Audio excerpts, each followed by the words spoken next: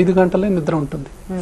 దీనివల్ల ఎన్ని రకాల అనర్థాలు కలగాలో అన్ని రకాల అనర్థాలు ఈరోజు దీని నిద్ర లేకపోవటం వల్ల కలుగుతున్నాయి.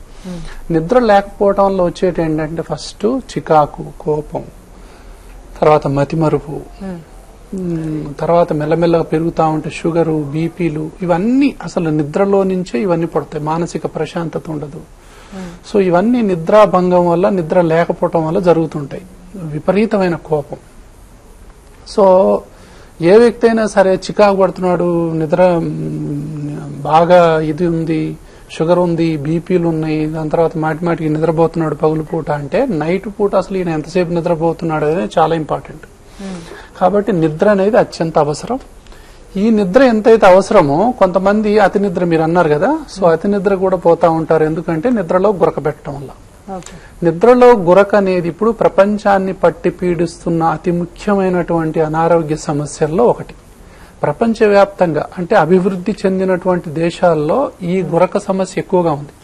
ఎందుకు ఎక్కువగా ఉంది అంటే ఉండవలసిన దానికంటే ఎక్కువ బరువు ఉండిపోవటం, తర్వాత అలర్జీలు పెరిగిపోవటం, ఆస్తమా పెరిగిపోవటం, తర్వాత ఈ ఆహార నియమాలు పాటించకపోవటం, ఎక్సర్సైజ్ తగ్గిపోవటం, తర్వాత ఎక్కడ కూర్చుంటే అక్కడనే కూర్చొని ఉండిపోవటం.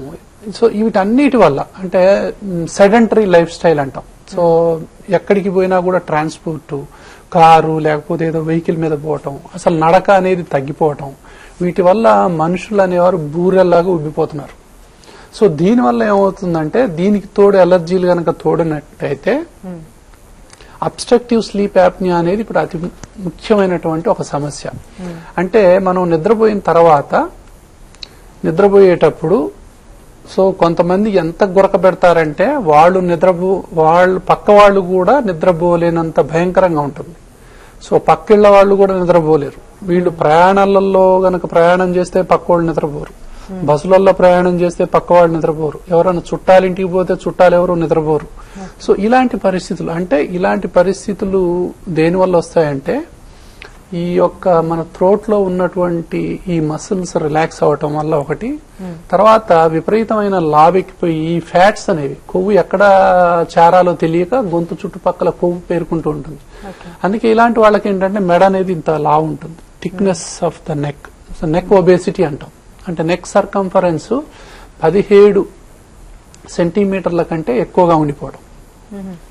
దీన్ని 17 సెంటీమీటర్ల కంటే మన యొక్క ఈ నెక్ సర్కంఫరెన్స్ ఎక్కువ ఉంటే గురకొచ్చే అవకాశాలు ఎక్కువ. లేడీస్ లో 16 సెంటీమీటర్ల కంటే మెడ చుట్టుకొలత ఉన్నట్టయితే గురక వచ్చే అవకాశాలు ఎక్కువ. ఈ గురక పెట్టేటప్పుడు ఏమవుతుంది అంటే కొన్ని సెకండ్ల పాటు నిద్ర ఆగిపోతుంది అంటారు. సో తర్వాత ఒక సౌండ్ తోని మళ్ళీ మేల్కుంటారు. సో ఈ నిద్ర ఒక 10 సెకండ్ల పాటు నుంచి 1 నిమిషం, కొంతమందికి 2 నిమిషాలు కూడా అసలు ఊపిరి స్తంభించిపోతుంది. అంటే అసలు సెసేషన్ ఆఫ్ ద బ్రీదింగ్ అనేది టోటల్ గా స్టాప్ అయిపోతుంది. స్టాప్ అయిపోయినప్పుడు ఆక్సిజన్ లెవెల్స్ బాగా పడిపోతాయి. అప్పుడు బ్రెయిన్ స్టిమ్యులేట్ అయ్యి ఒక్కసారి సౌండ్ పెట్టి మళ్ళీ గాలి తీసుకుంటారు. గాలి తీసుకున్నప్పుడు మళ్ళీ కాసేపు గురక లేకుండా నిద్రపోతారు. తర్వాత మళ్ళీ డిస్టర్బ్ అవుతుంది. అంటే ఇట్లా గంటకు 30 సార్లు 40 సార్లు కూడా కొంతమంది లేస్తూ పడుకుంటూ ఉంటారు, కానీ వాళ్ళకి తెలియదు ఆ విషయం.